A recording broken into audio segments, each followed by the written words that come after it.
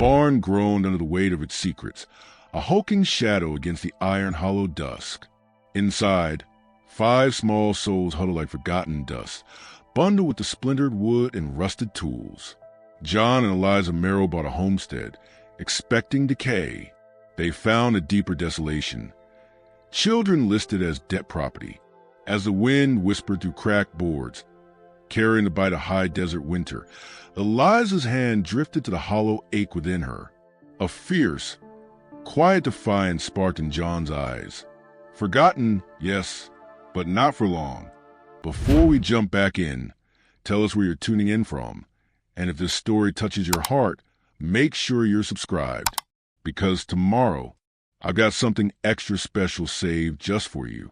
Iron Hollow wasn't so much a town as a stubborn scab on the vast, sun-bleached hide of the territory. Clinging to the base of ruddy mesas, its few buildings, a saloon, a mercantile with peeling paint, a blacksmith shed belching smoke, seemed perpetually braced against a wind that hissed down from the high desert plateaus, scouring everything with grit and sagebrush scent. John Marrow guided the weary mule team pulling their overladen wagon down the single rutted street, past eyes that watched from dusty windows with a dull curiosity reserved for newcomers destined for disappointment. Eliza sat rigid beside him, her gaze fixed ahead, knuckles white where she gripped the worn wood of the wagon bench. The desolation of the place mirrored the emptiness that had settled in their bones years ago, a familiar, heavy companion.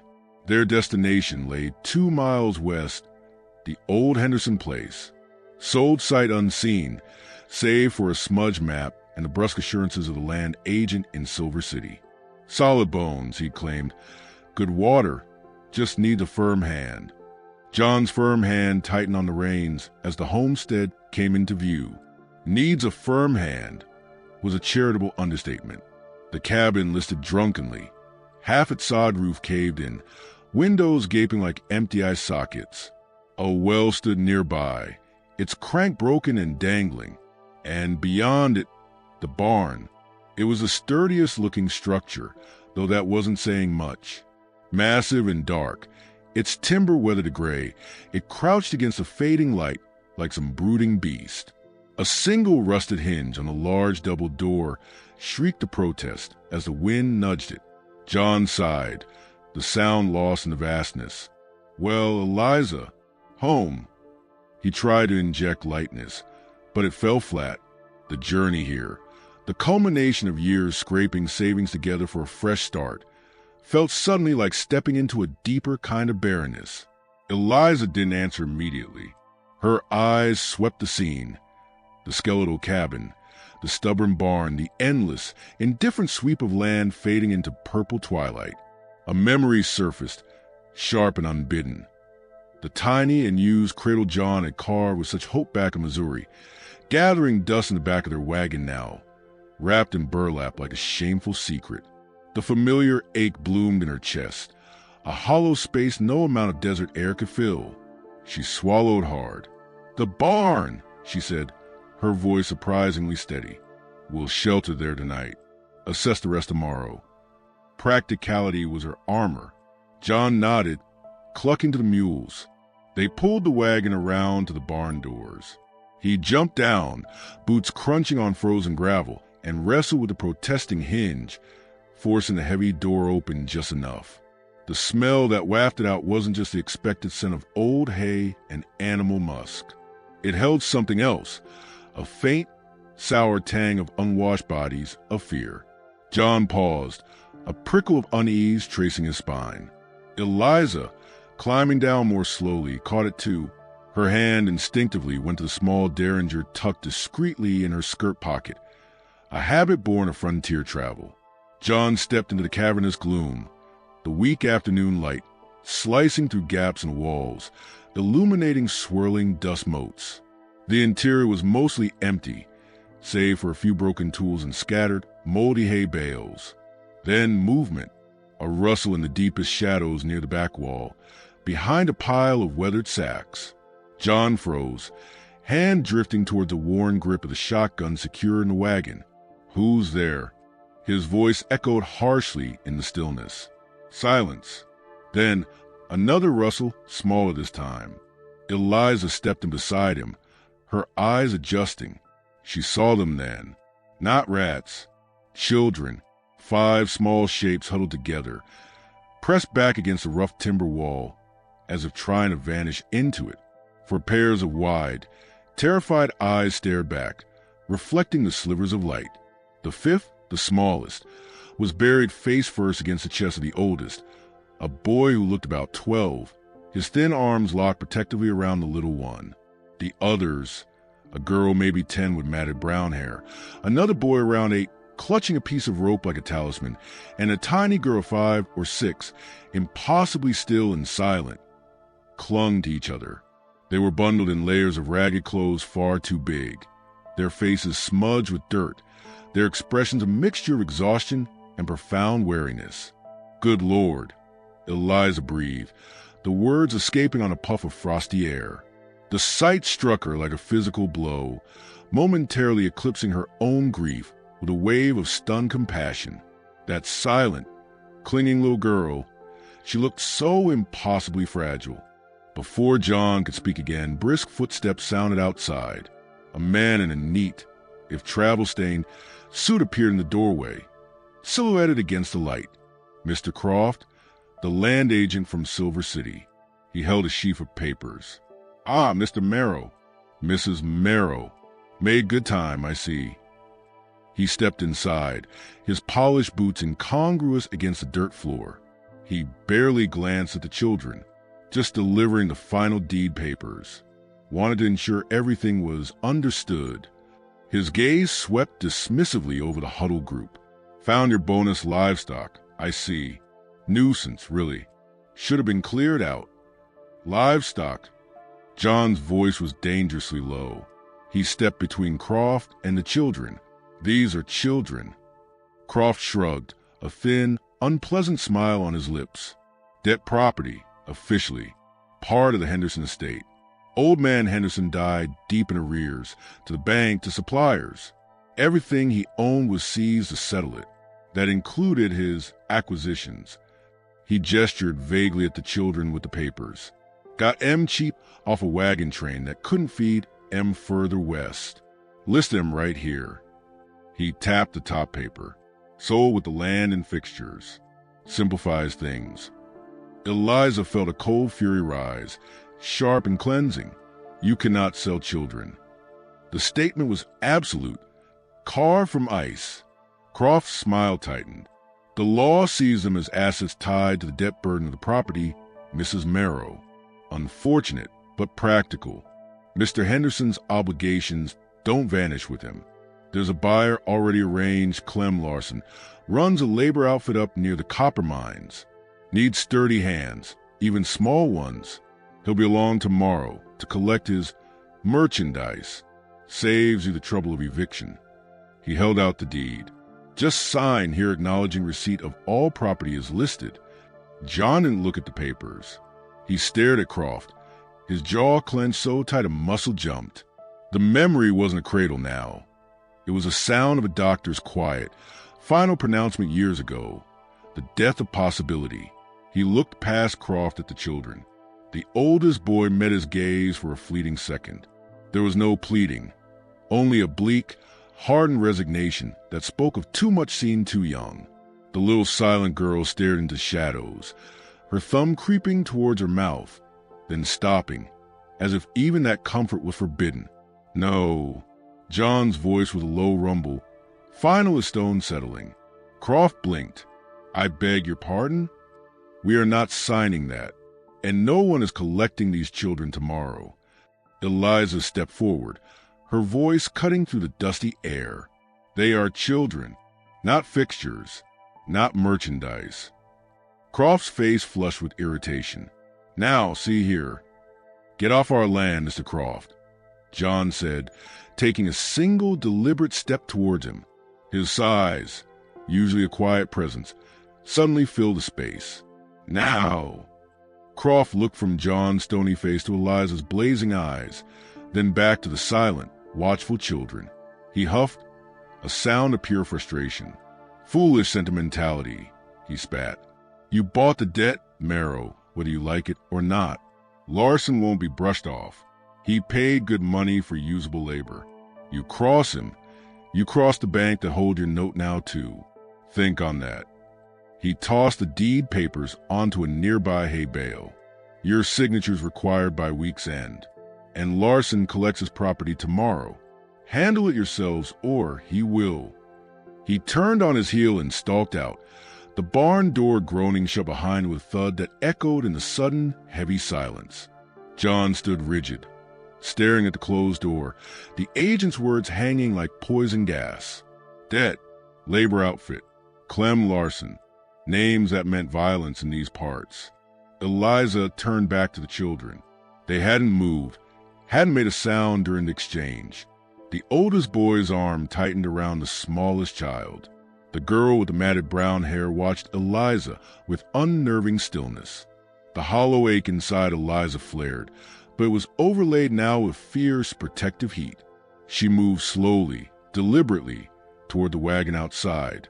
John followed, his mind racing through the implications, the debt, the threat, the sheer impossibility of it all.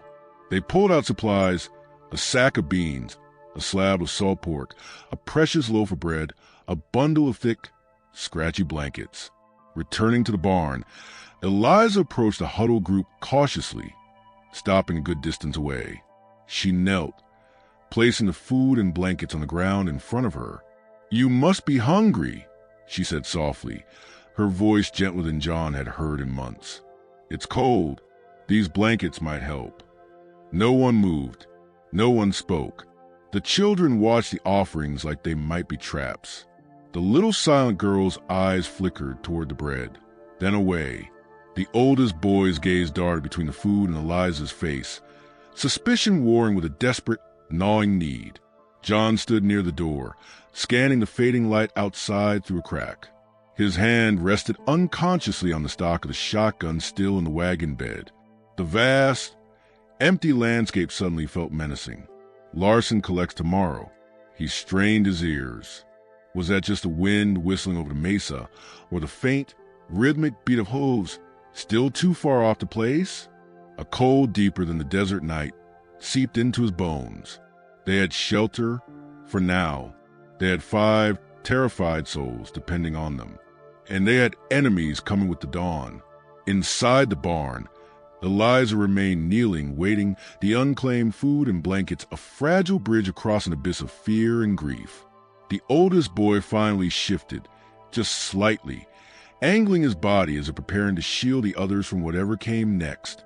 The wind found a new gap in the barn wall, and hissed through it, a sound like a warning.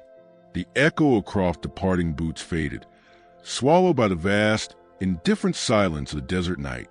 John Marrow stood rigid at the barn door, his hand still resting on the cold wood as if he could hold back the approaching storm by sheer will.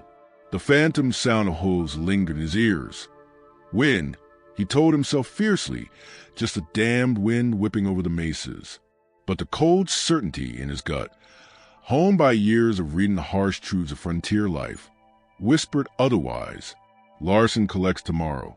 Inside the barn, the silence was thick, charged with the terror radiating from the 5 huddled shapes. Eliza remained kneeling, the offered food and blankets untouched on the dirt floor between her and the children.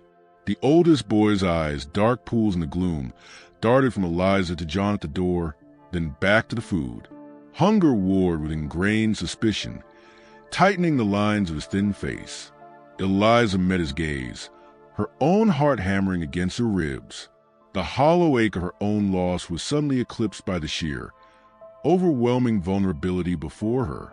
5 lives, bundled in rags, listed as fixtures. The injustice of it burned hotter and cleaner than her own grief. She took a slow breath, the air tasting of dust and decay. "My name is Eliza," she said, her voice deliberately soft, pitched to carry only to the shadows. "That's John, my husband. We live here now. We won't let anyone take you." No response. The little silent girl burrowed deeper into the oldest boy's side. The boy with the rope toy twisted it nervously. The girl with the matted brown hair watched Eliza with unnerving stillness, her expression unreadable. John turned from the door, his face grim in the fading light filtering through the cracks. "We can't stay in this barn," he stated, his voice low but carrying authority. "It's freezing and it offers no defense." Defense? The word hung heavy. He looked at the children, then at Eliza. "The cabin roof is half gone, but the back room, the lean-to, it might hold. We can shore it up, get a fire going." Eliza nodded, understanding the unspoken plan. Shelter, warmth, a defensible position. She looked back at the children. "We're going to move into the cabin. It's not much warmer yet, but we'll fix that. Will you come with us? Please." She emphasized the last word, a plea wrapped in quiet strength. The oldest boy exchanged a look with the matted-haired girl. A silent communication passed between them. Slowly, cautiously, he nodded just once. He nudged the little one clinging to him, then stood, pulling the tiny girl up with him. The others followed suit, rising like wary, half-starved shadows. They made no move towards the food or blankets. "Bring the blankets," Eliza instructed gently, standing herself. "They'll be needed." She gestured towards a pile. Hesitantly, the matted-haired girl darted forward, snatched 2 blankets, and retreated just as quickly. The boy with the rope grabbed another. The oldest boy simply held the smallest child tighter. John led the way out of the groaning barn into the biting night air. Stars were emerging, sharp and cold as diamond shards. The wind, funneled by the mesas, hissed through the sagebrush, making the dry stalks rattle like bones. He carried the remaining food and blankets, his free hand never far from the shotgun stock protruding from the wagon bed. Eliza walked beside the shuffling group, a silent, protective presence. The cabin was worse inside than out.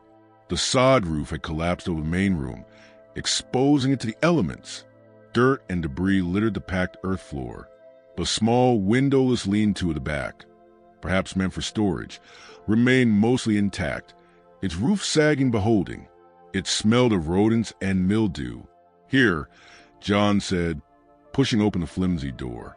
"Eliza, see if you can find a lantern and some fuel in the wagon. I'll start clearing this out and see about boarding up the front." Eliza hurried back to the wagon, her breath pluming in the frigid air. The vast emptiness of the landscape felt suddenly predatory, every shadow potential watcher. She found a lantern half full of coal oil and a small tin of matches. As she lifted them, her gaze fell on the burlap-wrapped bundle tucked beneath the wagon seat, the cradle. The sight was a physical blow, a reminder of the life they'd mourned. Now, 5 other lives depended on them. The grief twisted, morphing into a fierce, protective resolve. She grabbed the cradle bundle too. It might serve as firewood if needed. Back in the lean-to, John was kicking debris into a corner. The children stood huddled together, shivering, watching him with wide eyes. Eliza lit the lantern, casting a small, wavering pool of light that pushed back the deepest shadows but emphasized the room's squalor. She unfolded the thickest blanket she brought and spread it on the relatively clear dirt floor. "Sit here," she urged softly. "Get warm together." Slowly, awkwardly, they sank onto the blanket, pulling the other blankets around them like a shared cocoon. Only the oldest boy remained standing near the door, his posture tense, watching John work. Eliza rummaged in the food sack. Beans, salt pork, hardtack biscuits. It wasn't much, and it needed cooking. "John, we need a fire. Outside." John paused, wiping sweat from his brow despite the cold. "Inside's too risky, the roof might catch. I'll build a small pit just outside the lean-to door. Quick stew." He grabbed a rusted shovel leaning against the wall and disappeared outside. Eliza turned back to the children. The lantern light caught the face of the matted-haired girl. Her eyes, a surprising shade of hazel green beneath the grime and tangled hair, met Eliza's. There was a flicker there, something beyond fear. Curiosity? Eliza knelt near the blanket, not too close. "We'll have something hot soon," she promised. She held out a piece of hardtack. "This might tide you over." The girl stared at the biscuit, then at Eliza's face. The oldest boy watched intently from his post. After a long moment, the girl reached out a grubby hand and took the hardtack. She didn't eat it immediately. Instead, she broke it into 5 small pieces, handing one to the oldest boy, one to the rope boy, one to the silent child, and keeping one for herself. The 5th piece she held out toward Eliza. Eliza's breath caught. It was a small, profound gesture, sharing their meager portion, acknowledging her presence. "Thank you," Eliza whispered, taking the tiny piece. She didn't eat it. She placed it carefully on the blanket near the girl. "What's your name?" she asked gently. The girl hesitated, glancing at the oldest boy. He gave a tiny, almost imperceptible nod. She looked back at Eliza, her voice a rusty whisper, barely audible over the wind outside. "Meg. Meg," Eliza repeated, warmth blooming in her chest despite the chill. "That's a strong name." She saw a faint flicker in Meg's eyes, perhaps the ghost of a smile, quickly buried. "And your friends?" Eliza gestured gently toward the others. Meg's gaze shuddered again. She shook her head slightly, tucking her chin down. The oldest boy shifted, his expression hardening.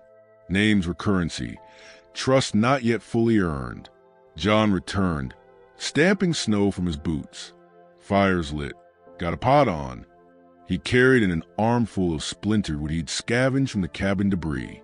"Need to get this place sealed up before full dark."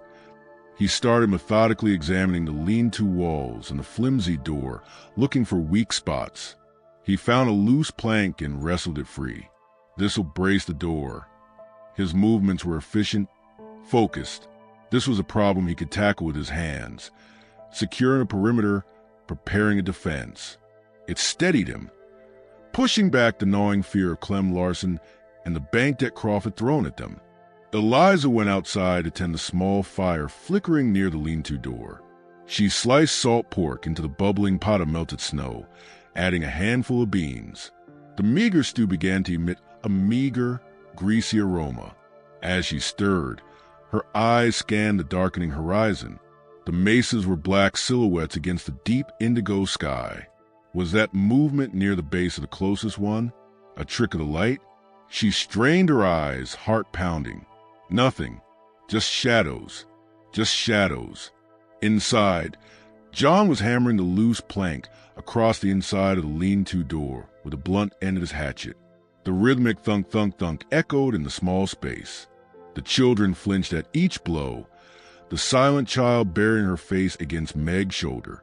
Meg patted her back awkwardly, her own eyes wide with apprehension. As John finished bracing the door, he noticed something glinting dully in the lantern light near where the children were sitting. It was half buried in the dirt floor, near the edge of their blanket. He crouched, brushing away the loose soil. It was a small, tarnished silver spoon, surprisingly delicate, engraved with faded scrolling, not something belonging in a homesteader's storage shed. He picked it up. On the handle, barely visible, were etched initials, H. "Find something?" Eliza asked, coming back in with the steaming pot. She set it down carefully on a relatively flat piece of broken timber. John held up the spoon. "Just this. Looks old. Initials. H." He glanced at the children. Meg was watching him intently, her body stiff. The oldest boy's gaze was fixed on the spoon, his expression suddenly closed off, wary. "Andrew Henderson?" Eliza murmured, recalling the name on the deed papers Croft had tossed aside. The previous owner? The oldest boy spoke for the first time since the barn, his voice rough and low. "He weren't good." That was all. But the way Meg flinched, the way the silent child whimpered softly, spoke volumes. The spoon, a fragile relic of a past life, felt suddenly heavy, a clue to a story steeped in darkness. John pocketed the spoon. Another puzzle piece. Another weight. He handed Eliza the hatchet. "See if you can wedge that into the doorframe too." I'm going to check the perimeter before it's pitch black. He picked up the shotgun from where he'd leaned it against the wall. He stepped outside, the cold hitting him like a physical blow. The meager fire cast dancing, monstrous shadows. He walked the edge of the ruined cabin, peering into the gathering gloom. The barn loomed like a dark sentinel. The well stood skeletal. The desert stretched away, vast and silent. He stopped near the barn, scanning the hard-packed earth. And there it was, nailed crudely to the barn door, right beside the shrieking hinge, was a scrap of dirty paper. John ripped it free. The writing was blunt, blocky, done in charcoal or perhaps coal dust. Marrow, debt paid in property. Chattel delivered by dawn. Or we collect. Interest accrues. Larson. The message was simple, brutal. Chattel. The word burned. John crumpled the paper in his fist, his knuckles white. Clem Larson wasn't waiting for tomorrow. He was here, watching. The phantom hooves hadn't been the wind. He turned back toward the lean-to, the shotgun held ready. As he did, movement caught his eye, far out near the base of the western mesa, where the trail from Iron Hollow snaked through the scrub. 3 riders, silhouetted black against the last bloody smear of sunset on the horizon.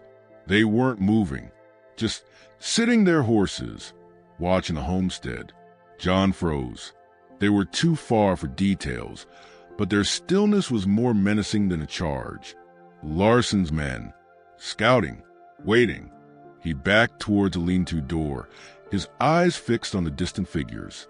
He fumbled for the latch, his heart pounding a frantic rhythm against his ribs.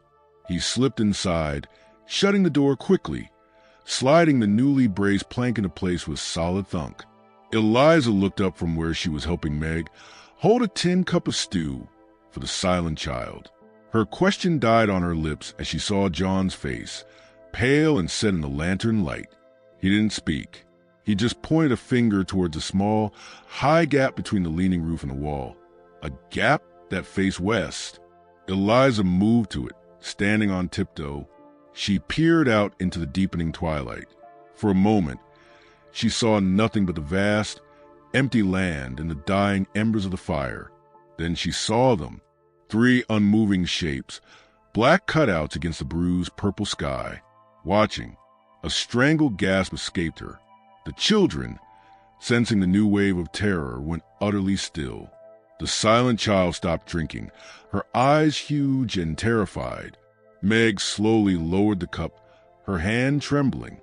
The oldest boy reached behind him, his fingers closing around the rusted shovel John had brought in earlier, his knuckles white on the handle. The promise of dawn had vanished. The night belonged to Clem Larson, and his men were already at the gate. The image of those 3 dark riders, etched against the dying light, burned behind John Marrow's eyelids long after he slammed the lean-to door shut. The newly braced planks scraped heavily into place, sealing them into the small, lantern-lit space thick with the smell of dirt, coal oil, and simmering fear. 5 pairs of young eyes, wide and terrified, locked onto him. Eliza stood frozen near the gap in the wall, her face pale as way in the flickering light. "They're out there," John stated, his voice low and rough. No point in sugarcoating the truth. Survival demanded clear sight. Larson's men, watching. A tiny whimper escaped the silent child, muffled against Meg's shoulder. The boy with the rope, Sam, they now knew, twisted his talisman so tightly his knuckles whitened. The youngest boy, the one who hadn't spoken at all since the barn, pressed himself into the corner. The oldest boy, whose name remained a mystery, shifted his grip on the rusted shovel handle, his jaw clenched, eyes fixed on the door. Only Meg seemed to meet John's gaze directly, her hazel eyes reflecting the lantern flame like chips of green ice. Fear, yes, but beneath it, a fierce, unnerving stillness. "How many?" Eliza asked, her voice surprisingly steady, though her hands trembled slightly as she moved away from the wall. 3, far out, just watching. John hefted the shotgun. Its solid weight was a small comfort. Won't stay far for long. Dawn's their deadline. He looked around the cramped lean-to. It was a death trap if they stayed huddled inside. We need to make this place harder to get into and see what's beyond these walls. Eliza understood immediately. Defense wasn't passive. The children, she began, her gaze sweeping over their terrified faces. Need to stay low, stay quiet, John finished. He looked at the oldest boy. Can you help? The question was direct, an offer of partnership, not command. The boy hesitated, then nodded curtly. He lowered the shovel slightly, but didn't let go. Eliza, keep the lantern low. Cover that gap best you can with a blanket. Meg, Sam, help her. John's instructions were terse, practical. Action was the antidote to paralyzing fear. We'll be right outside. Shout if you see anything move close. He eased the plank back, shotgun first, and slipped out into the biting cold, the oldest boy shadowing him silently. The small fire outside the door had dwindled to embers, casting long, dancing shadows that seemed alive. The moon, nearly full, had risen, bathing the ruined homestead in a cold, blue-white light that carved knife-edge shadows from every broken timber and clump of sagebrush. The vast emptiness felt charged, predatory. Every rustle of dry grass, every sigh of the wind to the mesas, sounded like a footfall. John scanned the immediate area. The barn loomed, a hulking silhouette. The well, the skeletal remains of the main cabin. Traps, he murmured, more to himself than the boy. Simple ones. Delay 'em. Make noise. He pointed toward the path leading from the main track to the lean-to door. See those stones near the well? We pile some loose ones here, where the path narrows. Anyone coming fast in the dark might trip. Makes noise. He started moving, picking up fist-sized rocks, his movements swift and silent.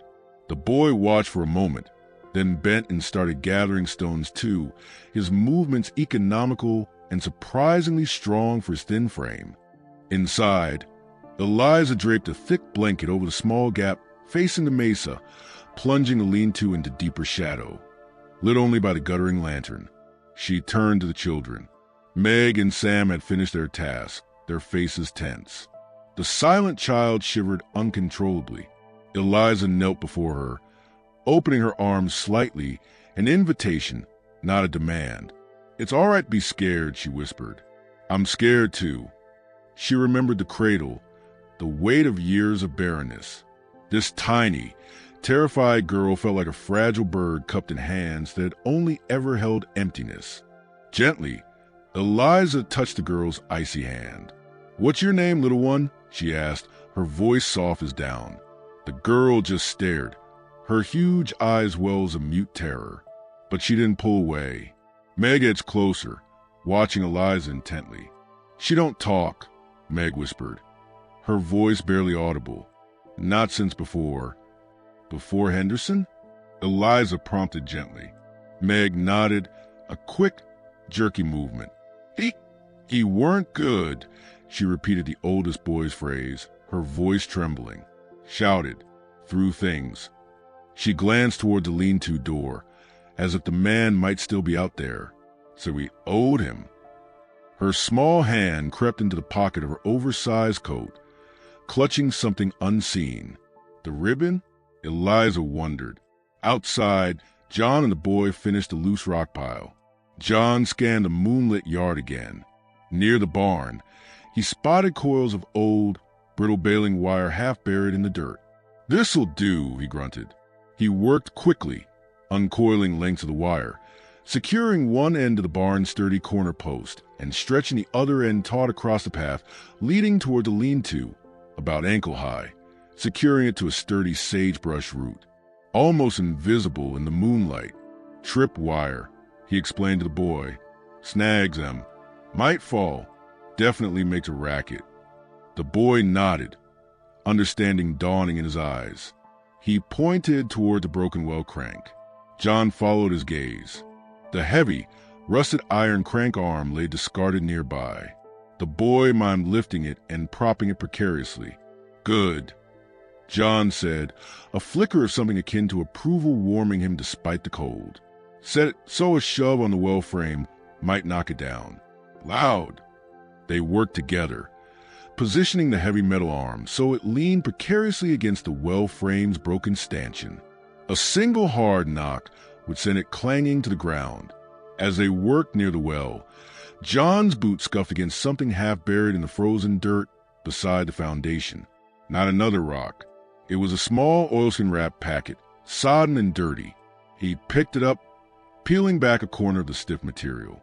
Inside, protected from the worst of the elements, were a few brittle pages covered in cramped, spidery handwriting, fragments of a ledger, and tucked within them, a single, folded letter on slightly better paper. Moonlight glinted on faded ink. He couldn't read it properly here. He stuffed the packet inside his coat. Another piece of Henderson's grim puzzle. A sudden, sharp crack split the night air. Not close. Near the base of the western mesa. A rifle shot. A signal? A warning? John froze, listening intently. The oldest boy crouched low beside the well, shovel raised like a club, his breath fogging in the moonlight. Silence descended again, heavier than before. Then movement. A single rider detached from the shadow of the mesa, walking his horse slowly, deliberately, down the trail toward the homestead. He stopped about 50 yards out, well beyond the range of John's shotgun in the poor light. A scout. Testing.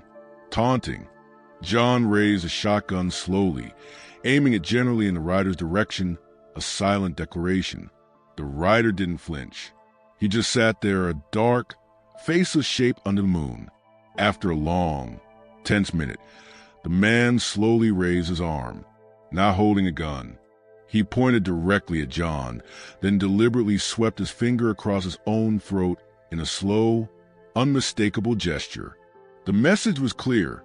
You're dead at dawn. Then he turned his horse and walked it calmly back towards the mesa, disappearing into the deeper shadows. John lowered the shotgun, his blood running cold. The threat was no longer abstract. It had a face, even in shadow, and a chilling promise. He gestured urgently to the boy. Inside. Now. Back in the stifling closeness of the lean-to, John barred the door. Eliza read the terror on his face. What happened? Scout, John rasped. Made himself known. Gave us a message. He didn't elaborate on the gesture. He pulled the oilskin packet from his coat and handed it to Eliza near the lantern. Found this by the well. Henderson's. Eliza unfolded the brittle ledger pages with trembling fingers.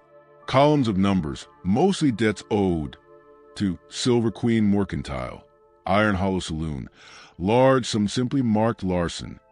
Then, an entry that made her blood freeze. Received final payment per contract. 5 units, labor indentures. Settles outstanding with Consolidated Western Mining. The date was just a week before Henderson's death. The letter was a terse acknowledgement from someone named A. Finch, acquisitions manager, Consolidated Western Mining Company, confirming receipt of Henderson's signed agreement regarding contracted labor assets and a partial debt forgiveness. It wasn't just Larson. Henderson had sold the children directly to the mining company, using Larson as his enforcer. The debt property claim was a thin legal veneer for human trafficking. Consolidated Western, Eliza breathed, the name tasting like ash, a powerful mining conglomerate. Larson was just their hired muscle. The threat was infinitely larger than one brutal labor boss. The spoon, the ledger, the letter, they painted a picture of utter desperation and profound evil.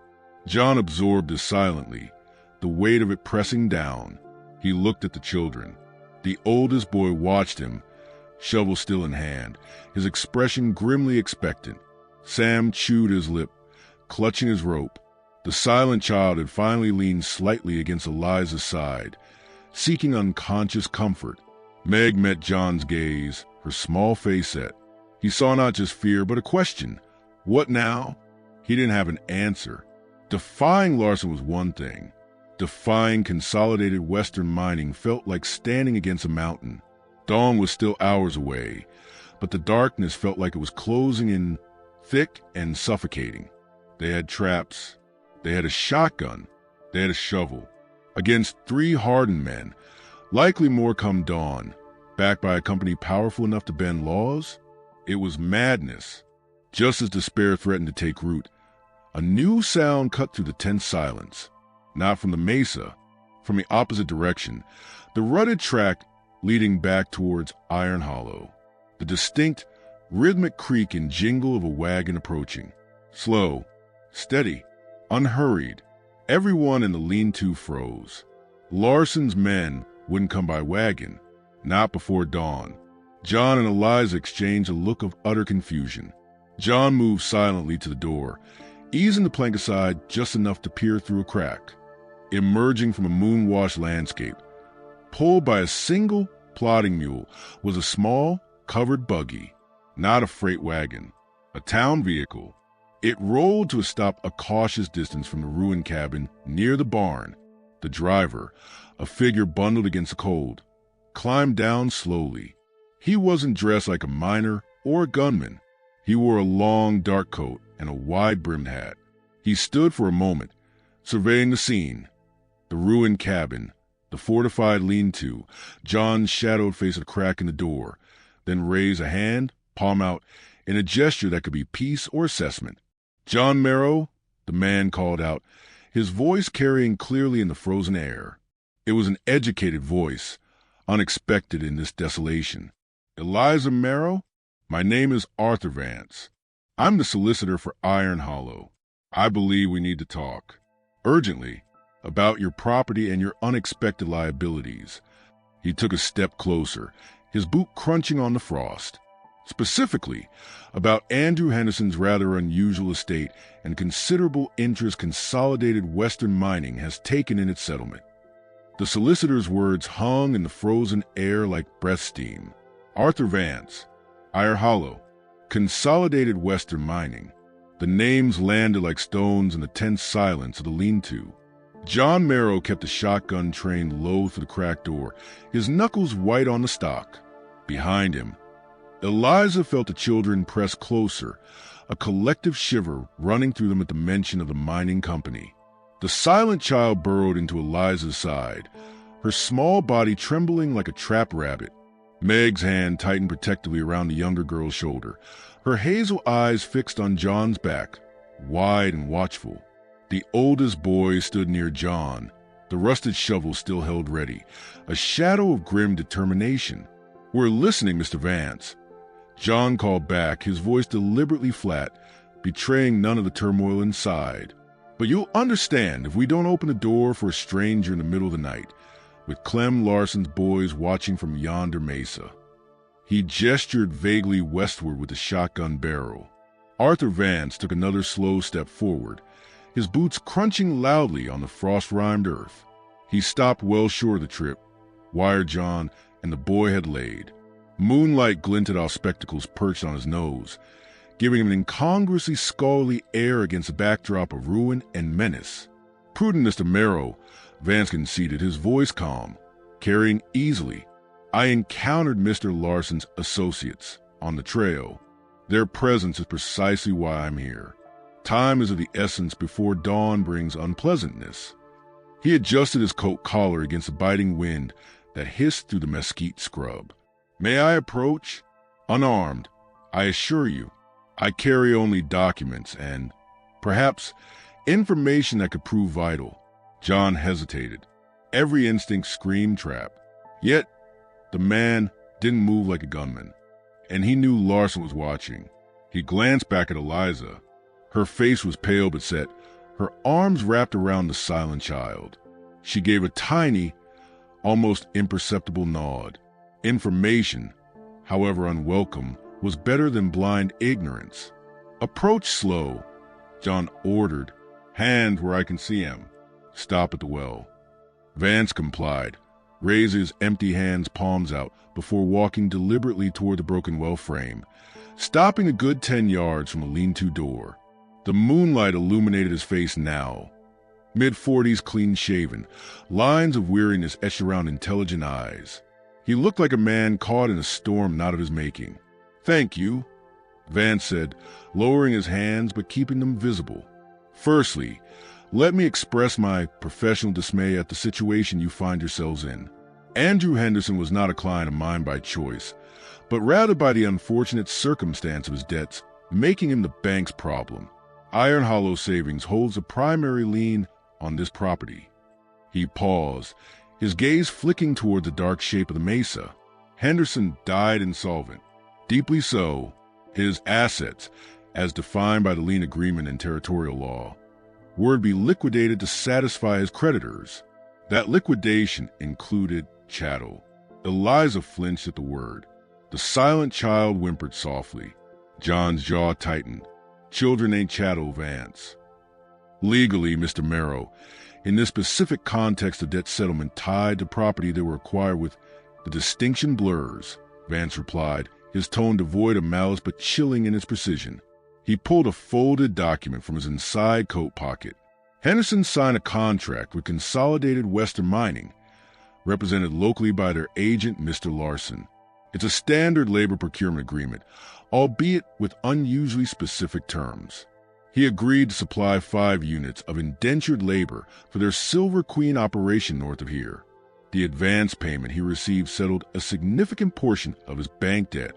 The children are the fulfillment of that contract. They are listed specifically by approximate age and gender in the schedule here. He held the paper up. Consolidated Western considers them purchased property tied to this land transaction. When you bought the property, you assumed its liabilities and its assets. We bought land in a bar, not children. Eliza's voice cut through the cold, sharp with fury. She gently disentangled herself from the silent child, handing her to Meg's care, and stepped forward to stand beside John in the doorway. The lantern light from within haloed her, making her seem taller, fiercer. Henderson stole them or bought them under duress. "Look at them." She gestured towards the huddled shapes behind her.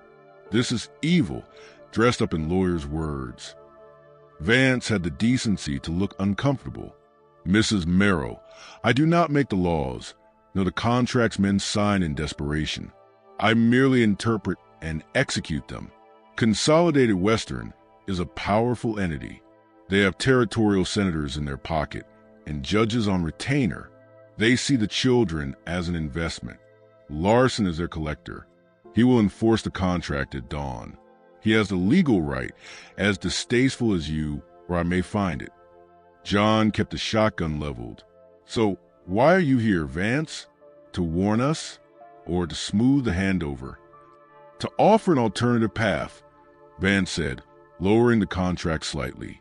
"One that avoids bloodshed, which benefits no one, least of all the children.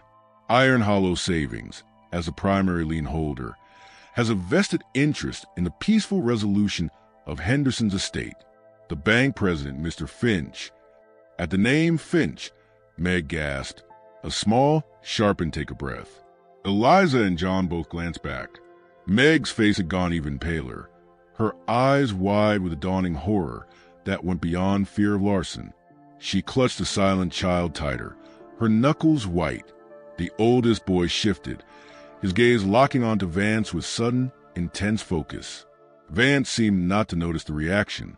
Mr. Finch is a pragmatic man. He understands of volatility. Mr. Larson represents. He's authorized and proposed this. Accompany me back to Iron Hollow immediately. Bring the children. We convene an emergency session before Judge Cobb at first light. Present your humanitarian concerns. The judge is old-fashioned, perhaps sympathetic. He might be persuaded to place the children in protective custody pending a full hearing, negating Larson's immediate claim under the contract.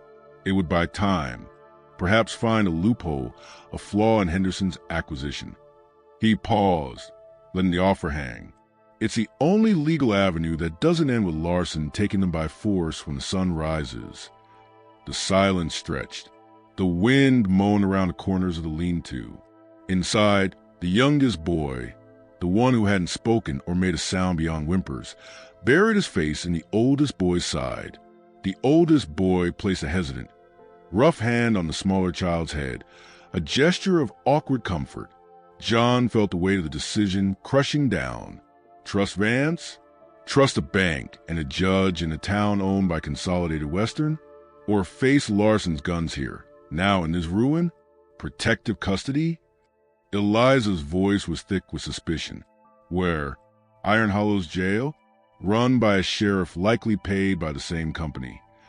The church, Vance offered quickly. Reverend Cole is a decent man. He'd shelter them temporarily. John's mind raced. It was a slim chance, but a chance nonetheless. Staying meant a fight they couldn't win. But going meant walking into the lion's den, trusting strangers. He looked at Eliza, seeing the same desperate calculation in her eyes. Their shared grief over the empty cradle was a silent scream between them. These children, terrified and unwanted, with a family fate had denied them. Giving them up wasn't an option.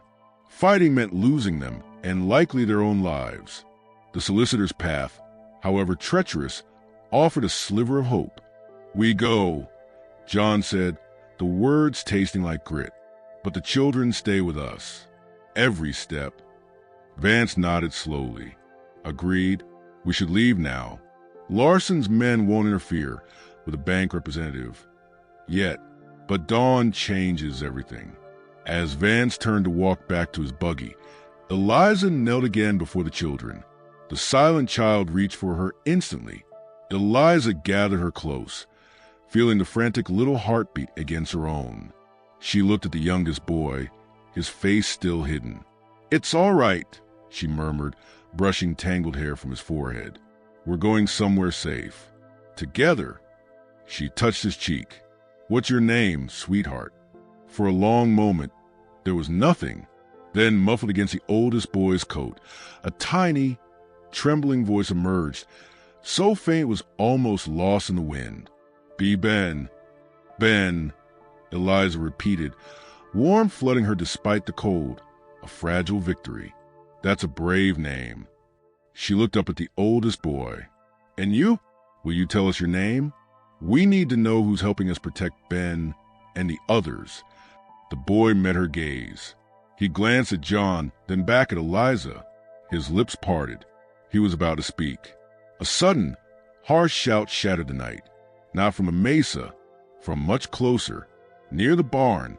"Vance! You overstep in your bank business." A figure stepped out from the deeper shadows beside the barn, silhouetted against a moonlit landscape. Not a distant rider. Clem Larson himself. He stood, legs braced apart, a rifle held loosely but pointedly in the crook of his arm. Two more men materialized behind him, shotguns visible. "Thought that was your fancy buggy," Larson called, his voice a gravelly rasp that carried menace. "Bank send you to fetch my property? Save me the trip?" He took a step forward, his boots heavy on the frost-cracked earth. "Hand him over now, Vance. We'll skip the town theatrics." Arthur Vance froze, halfway to his buggy. He turned slowly, raising his hands again, his face a mask of professional calm belied by the tightness around his mouth. "Mr. Larson, this is a legal matter. The bank has proposed a solution." "The bank's solution is my contract," Larson interrupted, taking another step closer. His men fanned out slightly. "Signed and paid for. Them brats are mine. And anyone—" His gaze slid past Vance, locking onto John and Eliza in the lean-to doorway. "Anyone interfering is stealing Consolidated property." He raised his voice. "Marrow, last chance. Send him out, or we come in and take M." "Won't be gentle." Inside the lean-to, Ben began to cry a thin, terrified sound. Meg pulled him and the silent child back into shadows. The oldest boy raised a shovel, his face hardening into a mask of fierce resolve, the name he'd almost spoken forgotten in the face of the immediate threat. John racked the slide of the shotgun, the metallic clack echoing like a gunshot in the frozen air.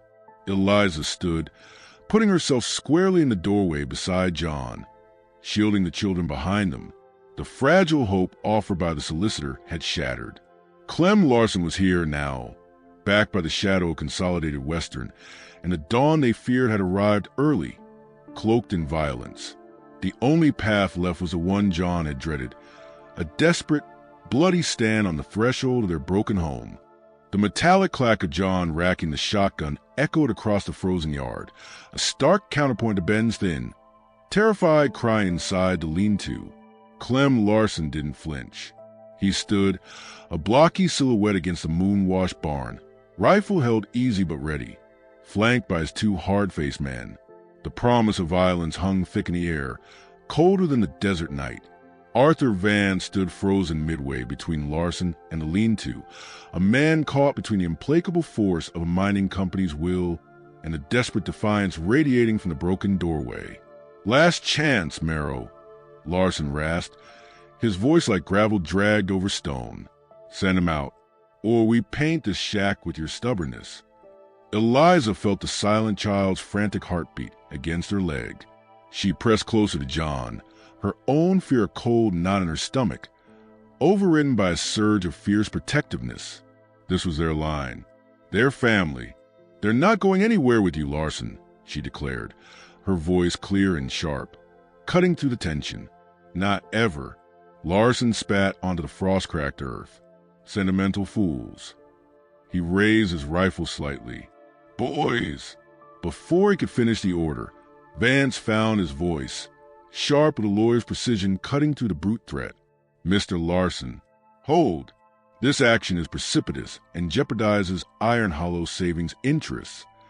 He took a deliberate step towards Larson, forcing the labor boss's attention. "The bank holds a primary lien. Forcible repossession of disputed assets, especially human assets, risks legal entanglement Consolidated Western would prefer to avoid. My proposal to Judge Cobb stands as the orderly solution." Larson's laugh was harsh, humorless. "Orderly? Bank paper don't mean squat out here at gunpoint, Vance. My contract's clear. Them brats are mine. Finch wants them delivered. Simple." His eyes flicked back to John. "You got till the count of 3, Marrow. 1. John tightened his grip on the shotgun, sighting down the barrel at Larson's center mass. The world narrowed to the cold steel, the looming threat, the fragile live behind him. He felt Eliza's shoulder press against his, a solid warmth in the freezing dark. This is it, he thought, a strange calm settling over him. For them. 2. Inside the lean-to, Meg whimpered, pulling Ben and the silent child tighter. The oldest boy stood rigid beside Eliza, the rusted shovel clutched like a weapon, his eyes burning with a trapped fury. He looked from Larson's menacing form to John's unwavering stance, then down at the terrified faces of the smaller children. Something shifted in his expression. Resignation hardened into a desperate resolve. He took half a step forward, into the lantern light spilling from the doorway. "Stop!" The shout wasn't loud, but it was raw, ragged, and utterly unexpected. It came from the oldest boy. Larson paused, his count interrupted, his gaze snapping to the source. The boy stood tall, pushing past Eliza's protective arm, stepping fully into the doorway beside John. He ignored the level guns, his eyes fixed solely on Larson. "You want us?" His voice, rough but strong, carried across the yard. "You want me? Then look at me, Clem Larson. Look at Caleb Finch." The name Finch struck like a physical blow. Larson's eyes widened fractionally. Vance inhaled sharply. Even John and Eliza froze, stunned. "Finch," Larson repeated, suspicion warring with confusion. "H on the spoon," Caleb spat, his voice gaining strength, fueled by years of bottle rage and fear. "Andrew Henderson stole it. Stole us. After the fever took our folks on the wagon train west. He bought us cheap from the scavengers picking over the dead. Said we owed him for the mercy. But he didn't just sell us to your mine, Larson. He sold us to his brother, Arthur Henderson Finch, your precious bank president." A stunned silence descended, heavier than before. The wind hissed through the mesquite. Vance's face drained of color. "Arthur? Finch? Brother?" he whispered, the pieces clicking horribly into place. Henderson's unusual access to bank leniency, the specific contract, Finch's personal interest in the settlement. Caleb presses advantage, his young voice trembling but defiant. He beat us, starved us, said his brother owned the bank, owned the law, owned us. He sold us to his own blood for copper pennies and debt forgiveness. He pointed a shaking finger at Larson. You work for a man who buys his own niece and nephews for slave labor. The revelation hung in the frigid air. The brutal pragmatism of Consolidated Western was one thing. This was personal, sordid, the kind of scandal that could sink a bank president, even one backed by mining interests if it got out. Larson's face darkened, but his rifle didn't waver. Pretty story, boy. Got proof, sighed your mouth. The ledger. Eliza spoke up quickly, her mind racing. The spoon, initial to age. Found by the well. Vance has the contract signed by Henderson. Finch's name is on the bank correspondence. It's all there. Vance, recovering his professional composure, sees the opening. He's right, Larson. The documentation, the initials, the familial connection, it changes everything. Forcibly taking them now. Knowing this, it's not just theft from Consolidated. It's kidnapping the bank president's own kin. Judge Cobb won't ignore that. Consolidated won't thank you for the scandal. Larson hesitated, his gaze flicking between Caleb's defiant face, Vance's earnest one, and John's unwavering shotgun. His men shifted uneasily. The profit motive warred with a sudden tangle of family disgrace. The clean repossession had turned toxic. Before Larson could decide, a new sound cut through the tension. The rhythmic jingle of harness bells and the steady clop of hooves. A larger wagon, pulled by two horses, emerged in the direction of Iron Hollow, lantern swinging. It rolled to a stop behind Vance's buggy. A man in a simple black coat climbed down, his face weathered but kind beneath a wide-brimmed hat. Reverend Cole. He surveyed the scene, the armed men, the defiant couple and boy in the doorway, the tense solicitor, with a deep sadness. He walked forward calmly, stopping beside Vance. Arthur sent word there might be trouble requiring spiritual mediation, he said, his voice calm but carrying authority. He looked directly at Larson. Clem, this isn't the way. Not for children. Not with this darkness hanging over it. His gaze swept to Caleb, recognition dawning. Young Caleb, we prayed for your family when the fever took them on the trail. We never knew. His presence, the gentle acknowledgement of Caleb's past and loss, was a final weight on the scales. Larson spat again, a gesture of pure frustration. The clean profit had vanished, replaced by a messy, scandalous liability. This ain't over, Marrow, he growled, lowering his rifle fractionally. Finch won't like this. Consolidated won't forget. Perhaps. Vance interjected smoothly, stepping forward, sensing the shift. But any further action tonight would be unwise, legally and otherwise. Reverend Cole, I propose we honor the original plan. The children come with Mrs. Marrow and myself to town, under the reverend protection at the church, until Judge Cobb can sort this tangle in the light of day, with all the facts presented. He stressed the last words, looking pointedly at Larson. Larson glared, his jaw working. He looked at his men, then back at the resolute group by the lean-to, the unexpected reinforcements, the swirling scandal. The profit wasn't worth the bullet storm or the fallout. This ain't finished, he repeated, the threat hanging, but lacking its former conviction. He jerked his head at his man. Mount up, we're done here for now. They melted back into the shadows near the barn, the sound of their horses fading quickly. A collective breath seemed to release. John slowly lowered the shotgun, his muscles trembling with the aftermath of adrenaline. Eliza sagged against the doorframe, pulling Caleb back into the shelter of her arm. Inside, Ben's crying had subsided into hiccups. Meg peered out, her face etched with relief. Reverend Cole approached the doorway. Eliza? John? Are the children all right? Eliza nodded, tears welling in her eyes, a mix of exhaustion and overwhelming relief. They're safe. Thanks to... She looked at Caleb, then at John, then at the Reverend and Vance. Everyone. Caleb looked up at her, then at John. The fierce defiance had faded, replaced by a profound exhaustion and a flicker of something else. Tentative trust.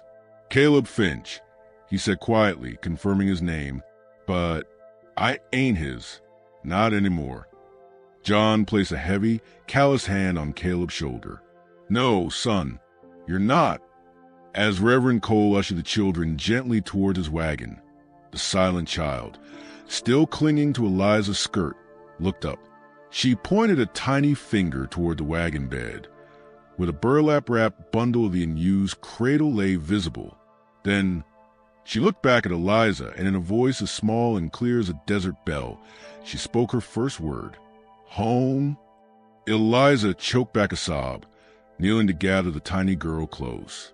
Yes, little one, she whispered into the child's matted hair. Home. Dawn was breaking, a pale, fragile light creeping over the eastern mesas, painting the ruined homestead in shades of gray and rose. It illuminated the broken cabin, the groaning barn, the tripwire stretched across the path, and the small group huddled by the wagon. A weary solicitor, a kind reverend, a stoic man and a fierce woman, and 5 children who were no longer forgotten fixtures, but a family battered but unbroken. The cradle, symbol of a long-held grief, lay in the wagon, no longer a reminder of emptiness, but a promise, however uncertain, of a future being built from the ashes of the past. The threat of consolidated Western, of Finch, of Larson, still loomed like the distant, brooding mountains. But for now, in the cold, clear light of an iron hollow dawn, they had weathered the storm, together,